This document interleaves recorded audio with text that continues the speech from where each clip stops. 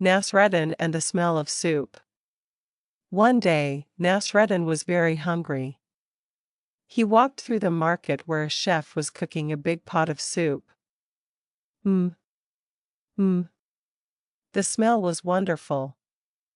It was rich and spicy.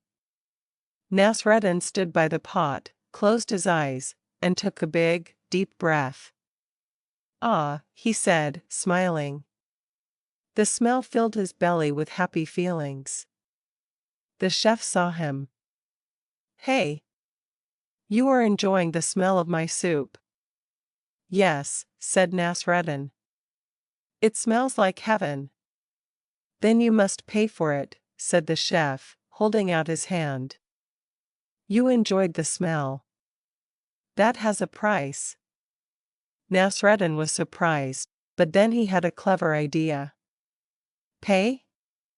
"Of course," said Nasreddin.